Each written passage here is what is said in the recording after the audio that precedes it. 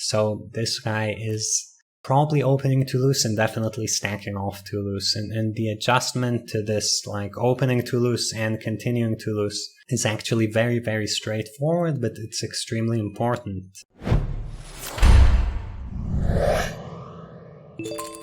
Hey everyone, what's up? This is Uri for Guerrilla Poker. This time I'm gonna do a live play, but I'm gonna do it a bit different than usual. As you guys know, I advocate generally at low to mid stakes. Bluffing a lot and folding a lot is my main strategy. But I also want to show you guys a bit of the exploitative side of poker. So the way I'm gonna do this live play is I'm gonna play until I catch someone doing what I think is a mistake that I would want to adjust to. Then we'll take a note of that and I'll explain the adjustment and we'll wrap up the video. I hope you guys enjoy it. So we're gonna have these 3 tables of rush. I do want to say sometimes I might jump to the conclusion that something is a mistake, whereas you might say, oh, you know, in theory the guy's supposed to do this 4% of the time or something like that, but it's not a court of law. We don't have to be sure about any of these things. If it feels like a mistake and it looks like a mistake, it's probably a mistake at NL 200.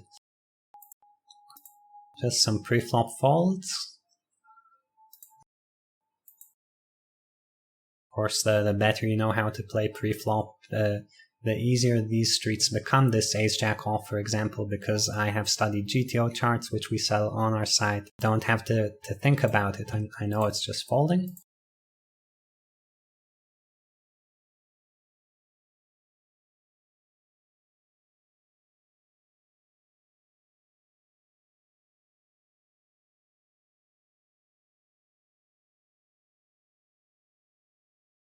Here it's a slightly loose open, but I think it's okay.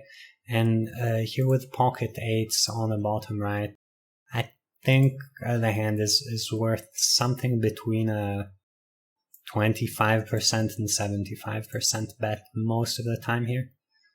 It depends a bit how villain plays, but these boards, when the turn comes very low, I think the board ends up being very, very good for my range and one that is worth attacking like this and betting wide. Villain raising, actually not too big. Trying to think about this. I'm gonna make a slightly spewy call just based on a gut feeling. With all the draws, I feel like there is a decent chance this guy would raise bigger if he had me beat. So it might be like a thin value raise intending to check back, or just a bluff. And let's see how far along we are in the video. So this would be a bit early, but it feels like we have maybe a prime example of something that, you know, you wouldn't think it's a mistake, but it is potentially a mistake. So I think I will pause and talk about that. We'll click sit out next hand for all the tables. Okay, I want to talk about what happened in this hand and why I think this is probably a mistake from my opponent. You guys can follow the action here. So my opponent raises from MP, folded to me, I call, flop goes check check. Turn I bet half pot, and if you guys notice, the board has 2 flush draws, so half pot sizing feels very weak, and my opponent deciding to raise against this weak seeming size. Here, bluff raise, for example, feels like it makes a lot of sense. I think versus a lot of players, this would have been a good raise. And the players against whom it's a good raise are players who are not aware of theory in these spots when it goes check check and I have a probing range. So they're not really aware of theory. They just size for their hand. And then very naturally, the half pot sizing is often just a bet folding size with hands like mine or even weaker hands. So on the surface, I actually think my opponent made like a good exploitative play. That's the first thing I would say. But the thing that triggered me here, when I look at this board and I think about my opponent's value range, for him to check back flop raise turn, that feels like either he has pocket 3s or he checked back something like king 10, pocket jacks, etc. Now, most people don't check back king 10 and pocket jack, so I think the likeliest hand is pocket 3s. There are very few combinations of something like pocket 3s or 4-5 suited. And if he has those, generally when people do have these nutted hands and there are a million draws on the board, they very often think about trying to stack me. So this is kind of a lazy raise size. With a 2 flush draw board, if you have a set or if you have a straight, you probably raise more like $37 intending to shove the river. Like I was saying, it fits for like a king 10 pocket jacks hand, sort of, which I think are unlikely, or it fits for a bluff. The spot makes sense to bluff for villain because I bet half pot on the super wet board.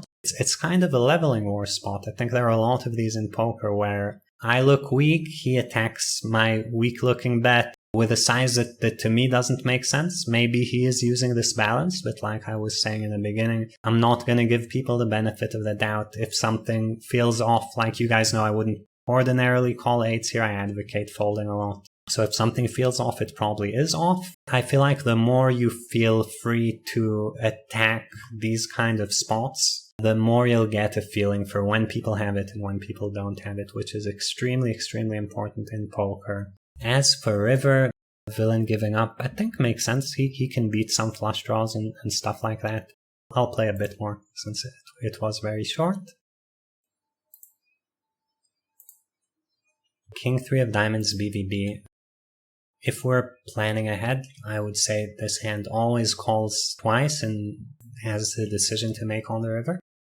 And when villain checks, you're supposed to mix betting and checking.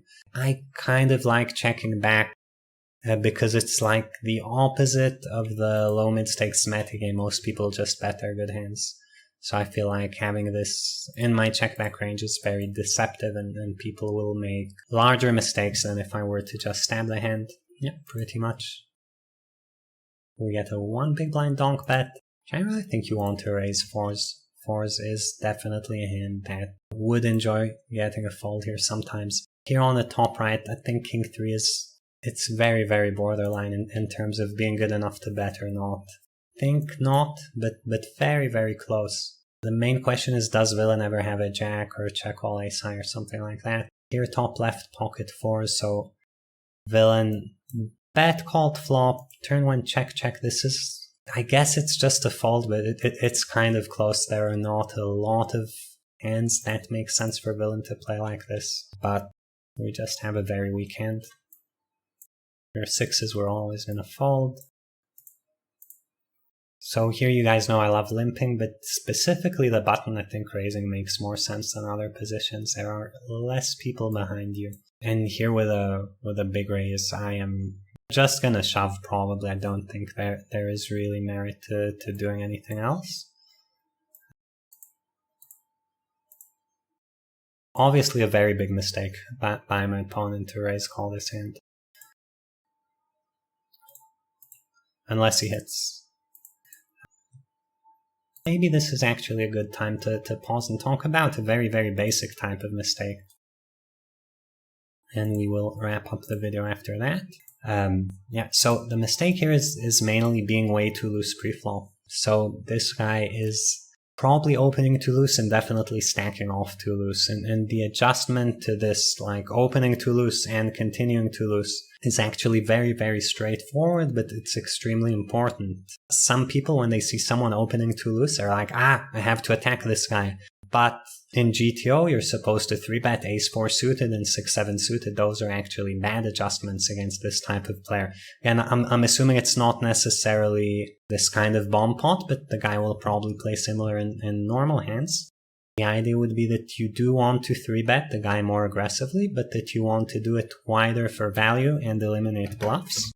So I'll give you guys an example. This is from our 2KNL ranges that we're selling on the site.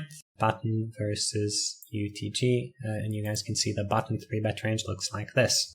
So if I were to widen the UTG opening range, but make it continue wider, first off, all of these hands, 4, 5, 6, 5, 6, 7, all of the 3-bet bluffs are now clearly losing money. You definitely want to eliminate as many of these as possible. And then you want to generally go just wider for value. Good example of this would be to make the range. Again, depends how wide the guy's going, of course, but say something like this. Now, this is a 6.7% range. The range from before was 7.4, so we're actually tightening up a bit, But the thing is, when someone is not folding, you don't want to bluff. So it's fine to be a bit tighter. Since you're cutting out the bluffs, you're just being very depolar, since the guy is probably never folding pre-flop, as we saw from this hand. Like I said, there are lots of guys who do this. This is a very basic, straightforward money printing adjustment.